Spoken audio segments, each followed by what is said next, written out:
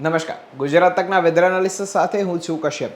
હાલ ગુજરાતની અંદર જે વરાપ જેવો સમય ચાલતો હતો, એક અઠવાડિયા બે અઠવાડિયા થયા ગુજરાતની અંદર હાલ ક્યાંય વરસાદી સિસ્ટમ સક્રિય ન હતી ને જ્યાં વરસાદ હતો ત્યાં છૂટોછવાયો વરસાદ હોય કે ઝાપટા જેવી સ્થિતિ હોય તેવું લાગી રહ્યું હતું. અને હવે ગુજરાતની અંદર 21 તારીખથી 30 તારીખની અંદર સારા વરસાદની ફરી એક વખત શરૂઆત થઈ જશે. અને હવામાન નિષ્ણાતને વિભાગ પણ એવું કહે છે કે ફરી એક વખત વરસાદનો સારો એવો રાઉન્ડ ગુજરાતની અંદર થઈ તેવી શક્યતા હાલ સેવાઈ રહી છે.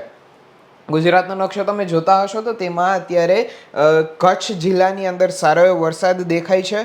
દેવભૂમિ દ્વારકા, જુનાગઢ, અમરેલી, ભાવનગર, ગીર સોમનાથ હોય ત્યાં પણ સારો એવો વરસાદ છે. એટલે કે છૂટો છવાયો વરસાદ હોય, મતલબ કે સવારે તમે હો તો સારો એવો વરસાદ હોય, ઝાપટા જેવો વાતાવરણ રહીએ, છૂટો છવાયો ઝરમર વરસાદ ચાલુ રહે તેવી હાલ સ્થિતિ સર્જાણી છે તારીખ 16 માટે. આવનારી તારીખો માટે આપણે વાત કરવાનું કરીએ તો જે એક ટર્ફ પસાર થાય છે જે પાકિસ્તાન તરફ જાય છે તેની અસર કચ્છ પર પડવાની છે. ઉત્તર ગુજરાત પર પણ સારી એવી પડશે ને નીચે તરફ તમે જોશો તો દક્ષિણ ગુજરાતમાંથી પણ સારી એવી વરસાદી સિસ્ટમ સક્રિય થશે. આ તારીખ થઈ જશે 17 તારીખ સુધીમાં સારા એવા વરસાદની સિસ્ટમ ફરી એક વખત ગુજરાત તરફ આગળ વધશે. મહેસાણાની અંદર 17 તારીખ 18 તારીખ એ રીતના આગળ ધીમે ધીમે કરી અને સિસ્ટમ વધી રહી છે. અહીંયા જોઈશું 18 તારીખે એક જે આ ટર્ફ નીચેથી આવે છે, હું તમને એક વિઝ્યુઅલ દેખાડવાનો પ્રયત્ન કરીશ. તો તે પ્રમાણે અહીંયા જે આ સિસ્ટમ છે, આ સિસ્ટમ જે આવશે તે ધીમે ધીમે કરી અને ગુજરાત તરફ વધશે. એટલે એનું દક્ષિણ ગુજરાત ઉપર પણ સારી એવી અસર પડશે. અને 18 તારીખ થઈ ગઈ છે, 21 તારીખથી સારા વરસાદની છે.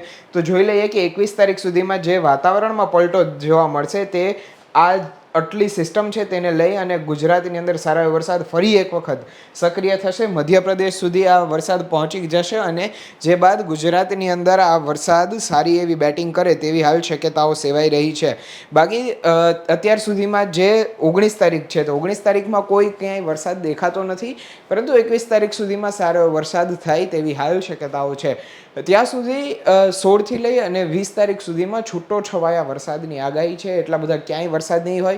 સૌરાષ્ટ્રની વાત કરી લઈએ તો IMDએ એવું કહ્યું છે કે સૌરાષ્ટ્ર આખું કોરું રહેવાનું છે.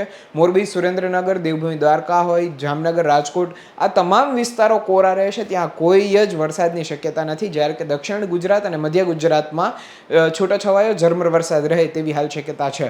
તમારા તાલુકાઓની અંદર વરસાદ છે કે નહીં મને કોમેન્ટ કરીને ચોક્કસથી જણાવજો ને મને આપશો રજા. નમસ્કાર.